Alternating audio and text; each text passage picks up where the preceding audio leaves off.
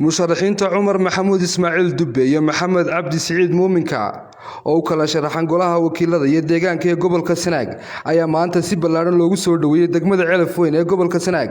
Soo dhaweynta murashaxiintan ayaa loo kala hadhin waxaana ka qayb qaatay cuqaal, salaadiin, aqoon-yahan iyo haween aad u tiro badan kuwaas oo dhammaantood badhayda ka cadeeyay in codkooda ku hubsanayaan astaamaha furaha iyo sidoo kale nambarka 31. Ugu horeyntii waxaa halkaasi ka hadlay cuqaashii iyo salaadiintii ka qayb qaatay soo dhaweynta musharaxiinta waxaana hadaladoodii kamid ahaa dhaweynayna musharax xildhibaan Cumar Maxamuud Ismaaciil Dubbe oo u sharaxan golaha baarlamaanka ee gobolka Sanaag degmada Ceergaabo. Cumar waa nin aqoon-yahana waa nin aad iyo aad aan isleenahay waxba uga bedelayaa gobolka waanu soo dhaweynaynaa musharax oo xildhibaan waxaanu leenahay ku soo dhawow gobolkaagii degmadaadii iyo dadkaagii qalbi furan iyo gacmo furan iyo waji furan baanu kugu soo dhaweynaynaa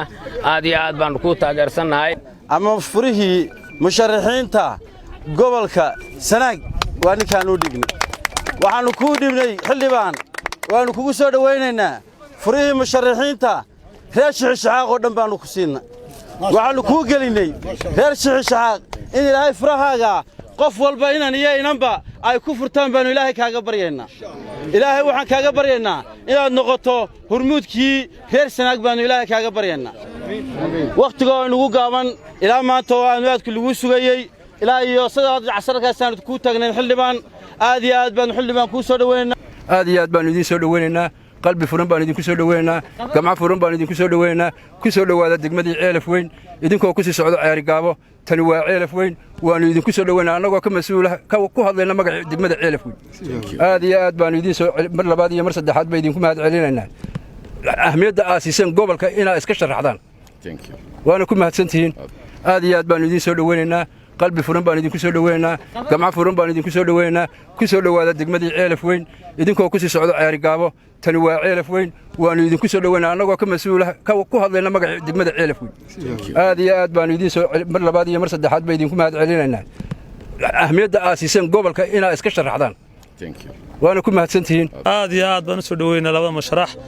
iyagoo aan ku soo dhaweyno kaliya laab degmada ku soo dhawaada degmadiina Ceelaf Weyn oo aad leedika heelan yahay insha Allah codkana insha Allah waad heli doontaan furaha Ilaahay aan hore u haysan hadeerna insha Allah wax noqon doono kii balaadna halka wax lagu soo dhaweynayaa degmada Ceelaf Weyn labada musharax ee ka sharaxan musharaxiinta kamid ah gobolka Sanaag Cumar Maxamuud Ismaaciil Dubbe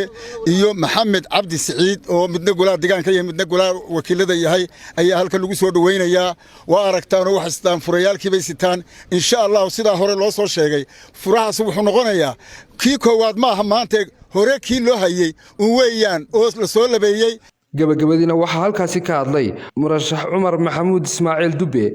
waxaana uu sheegay in wax ka qaban doono baahiyaha aasaasiga ay ka mid yihiin baahiyaha caafimaadka wadooyinka biyaha igu soo dhaweysay degmada Ceelaf Weyn aad iyo aad baan idinku mahadinayaa sida maamuuska martay sharafta la igu soo dhaweyseen ayaan idinka mahad celinayaa